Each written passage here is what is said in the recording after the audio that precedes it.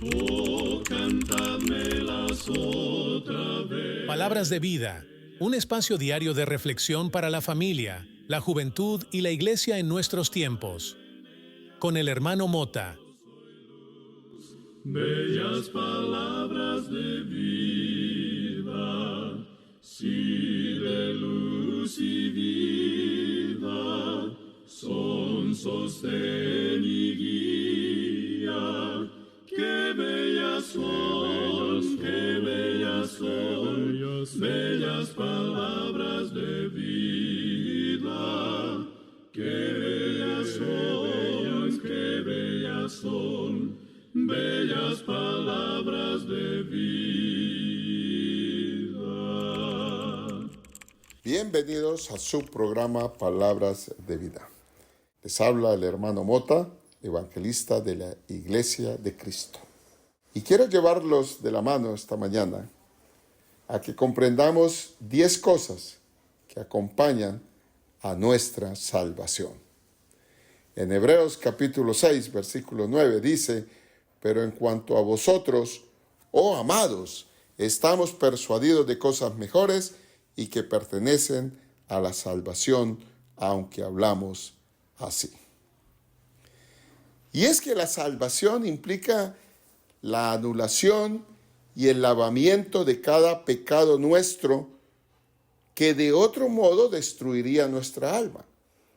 En la salvación, Dios ha quitado estos pecados, los ha eliminado, los ha borrado. Él ha provisto el medio para esta salvación y ese medio es el Evangelio, como lo expresa Pablo en Romanos 1:16, el poder de salvación para todo aquel que cree, el judío primeramente y también el griego. El mensaje del Evangelio nos enseña específicamente lo que debemos hacer para ser salvos. En el día de Pentecostés, que se narra en Hechos 2, la gente de Jerusalén, al oír, creer y saber que lo que Pedro dijo era verdad acerca de sus pecados, se preguntaron: ¿qué haremos? Pedro les dijo, Hechos 2:38, arrepentíos y bautícese cada uno de vosotros en el nombre de Jesucristo para perdón de los pecados. Cuando las personas escuchan el Evangelio, creen en la verdad de la palabra de Dios. Se arrepienten de corazón. Son bautizadas en Cristo. Y de acuerdo con la promesa de Dios, cada pecado es borrado y se convierten en nuevas criaturas en Cristo. Ahora bien, cuando las personas por su obediencia al Evangelio son salvas, bíblicamente hay otras cosas que acompañan dicha salvación. En la Escritura podemos ver el ejemplo de personas que obedecieron al Evangelio y los frutos de esa salvación que recibieron. En palabras del Señor, en Lucas 8:15, mas la que cayó en buena tierra, estos son los que con corazón bueno y recto retienen la palabra oída y dan fruto con perseverancia. Vamos a empezar a enumerar estas 10 cosas que pertenecen a la salvación. Primera, el gozo. En Hechos 8:39 se lee que cuando el eunuco etíope salió del agua, dice la Escritura que siguió gozoso su camino.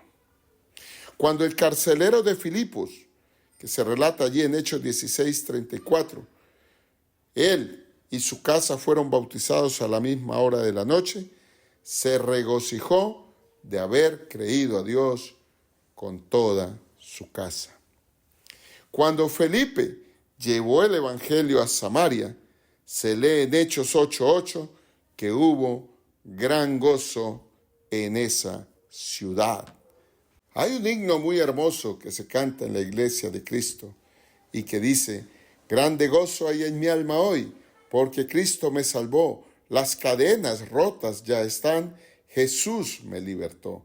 Grande gozo, cuán hermoso, paso todo el tiempo bien feliz.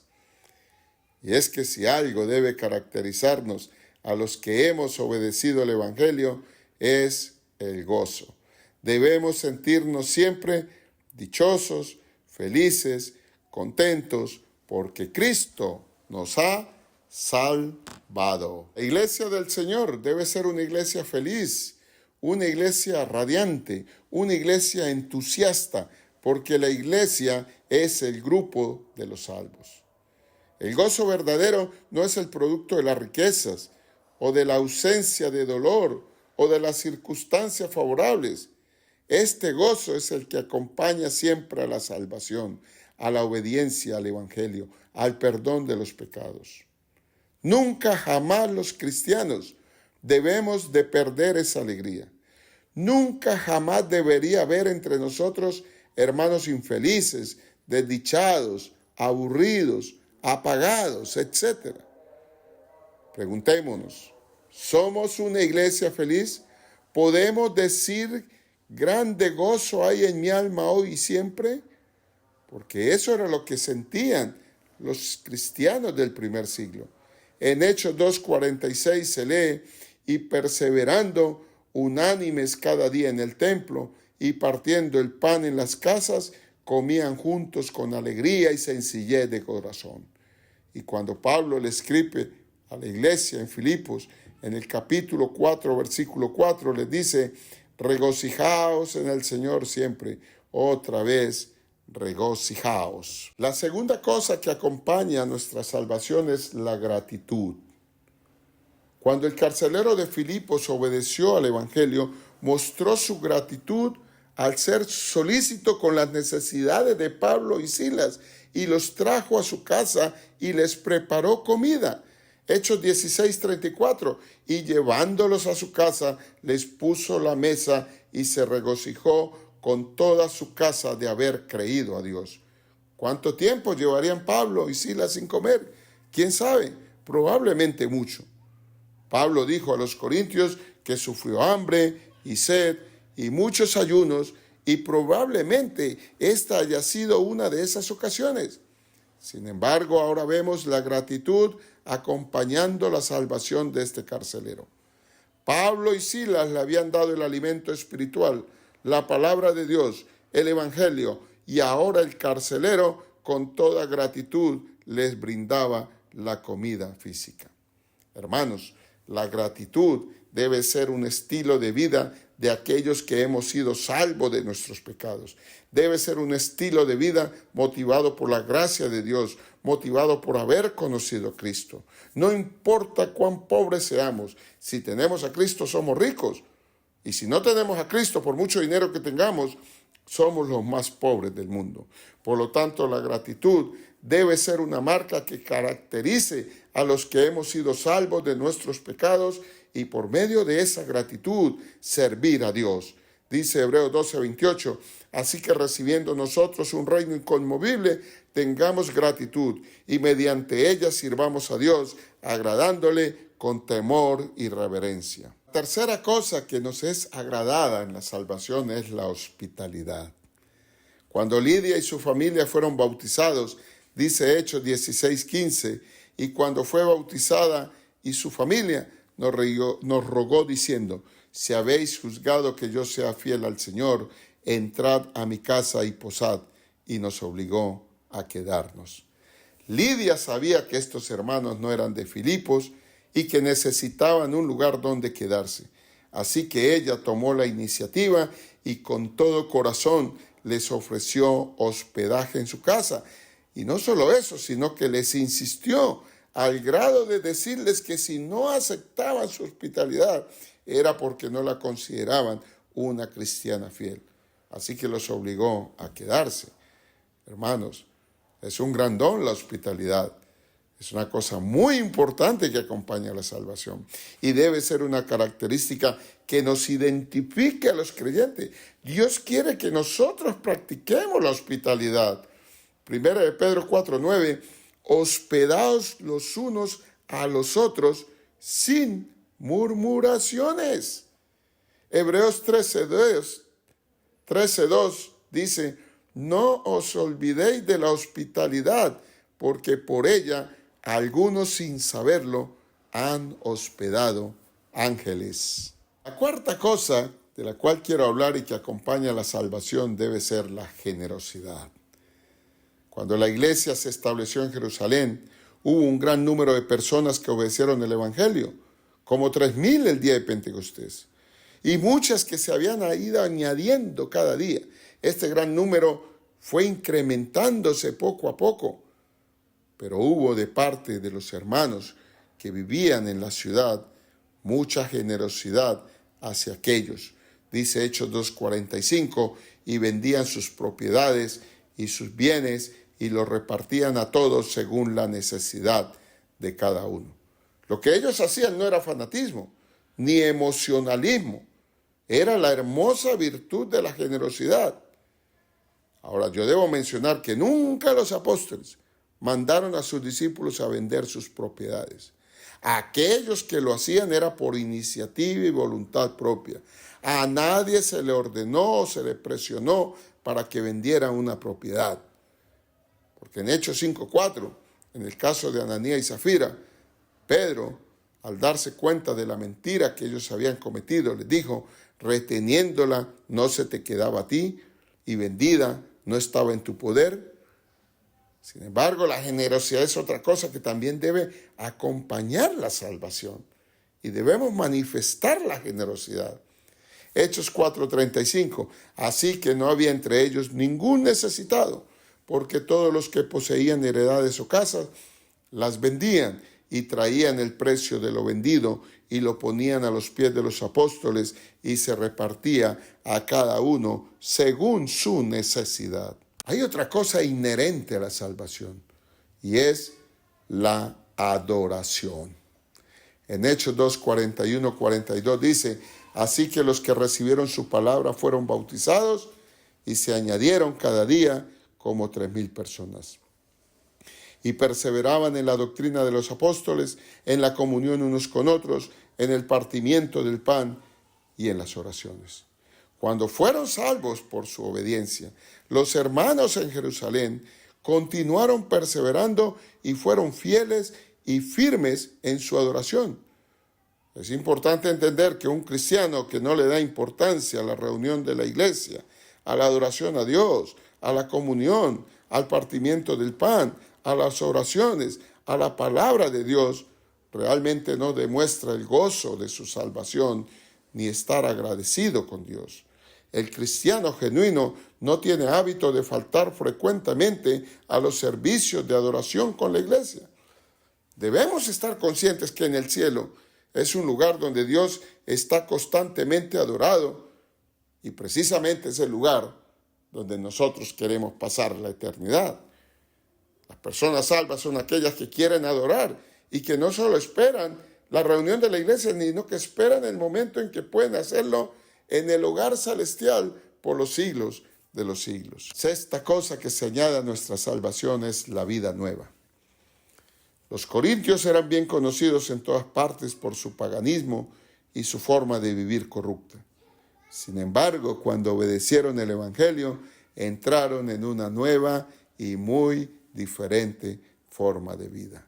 Basta leer 1 Corintios 6, de 9 al 11, donde dice el apóstol Pablo que muchos de ellos habían sido fornicarios, idólatras, adúlteros, afeminados, aún hombres que se echaban con varones, habían sido ladrones, avaros, borrachos, maldicientes, estafadores, pero que ahora ya habían sido santificados, habían sido justificados en el nombre del Señor y por el Espíritu de nuestro Dios. Aquellos que son salvos por su obediencia al Evangelio salen de las aguas del bautismo para andar en una vida nueva, es decir, una vida sin pecado, una vida de pureza y santidad, una novedad de existencia. Romanos 6:4, porque somos sepultados juntamente con Él para muerte por el bautismo, a fin de que como Cristo resucitó de los muertos por la gloria del Padre, así también nosotros andemos en una vida nueva. Otra cosa que se nos añade en la salvación es ese fervor evangelístico. Incluso cuando hubo una gran persecución en Jerusalén y los discípulos tuvieron que huir, se fueron de la ciudad con el mensaje de salvación no solo en sus corazones, sino también en sus labios. Hechos 8:5. Entonces Felipe, descendiendo a la ciudad de Samaria, les predicaba a Cristo. Las personas salvas de sus pecados no pueden en ningún momento dejar de decirle a otros sobre este maravilloso poder de Dios para salvar. Nosotros debemos constantemente anunciar la palabra de Dios, el mensaje de salvación. Por eso debemos permanecer en contacto con la lectura de la Escritura. No debe haber un solo cristiano que no hable a las personas la importancia y la necesidad del mensaje del Evangelio. Hechos 5:42 dice, y todos los días en el templo y por las casas no cesaban de enseñar y de predicar a Jesucristo. Una novena cosa que se nos agrega, y es esa virtud para defender la verdad. Aquellos que hemos sido salvos por la obediencia a la verdad, amamos esa verdad y debemos de estar listos para defenderla. El apóstol Pablo dijo lo siguiente, Filipenses capítulo 1, versículos 16 al 17. Los unos anuncian a Cristo por contención, no sinceramente, pensando añadir aflicción a mis prisiones, pero los otros por amor, sabiendo que estoy puesto para la defensa del Evangelio. En el libro de los Hechos vemos cómo los enemigos de la verdad se levantaron para disputar con Esteban. Leamos Hechos 6, 9 al 10. Entonces se levantaron unos de la sinagoga llamada de los libertos y de los de Cirene, de Alejandría, de Cilicia y de Asia, disputando con Esteban, pero no podían resistir a la sabiduría y al espíritu con que hablaba. Este es el primer debate del cual haga mención el Nuevo Testamento. La defensa de la verdad le costó la vida a este excelente cristiano llamado Esteban. Sin embargo, su ejemplo nos exhorta a nosotros a defender de la misma manera la verdad de Dios. No aceptar jamás el error. No tener ninguna comunión con los que predican el error. Dice 1 de Pedro, capítulo 3, versículos 15, lo siguiente. Sino, santificad a Dios el Señor en vuestros corazones y estad siempre preparados para presentar defensa con mansedumbre y reverencia ante todo aquel que os demande razón de la esperanza que haya en vosotros. Jamás cedamos ni un milímetro de la verdad. Defendámosla hasta lo último. Nunca cedamos ante el error. Estamos puestos para defender la palabra del Señor. El 10º punto que quiero tocar y del cual muchos no estamos dispuestos a que se nos añada en la salvación es la persecución. Efectivamente, la persecución puede ser una cosa que acompaña o pertenece a la salvación. Muchos de nosotros, a través de nuestro ministerio durante muchos años, hemos sido perseguidos aún por falsos hermanos, por personas que se indisponen porque uno les habla la verdad, por personas a quienes se les corrige y se les exhorta. Como se dice por allí, muchas veces ganamos enemigos gratis. Pero nosotros no podemos pretender ser verdaderos discípulos de Cristo si no estamos dispuestos a padecer. El discipulado y la persecución están íntimamente ligados. Segunda de Timoteo 3:12, el apóstol Pablo le dijo a su discípulo, y también todos los que quieren vivir piadosamente en Cristo padecerán persecución. Los hermanos del primer siglo sufrieron mucho a consecuencia de la persecución. Perdieron la tranquilidad, perdieron sus bienes, su familia y aún sus propias vidas. En nuestros días tal vez no tengamos la oposición del gobierno que ellos tuvieron, pero aún así debemos estar dispuestos a sufrir. Hay muchas maneras en las cuales los cristianos de hoy en día podemos sufrir por causa de nuestra fe.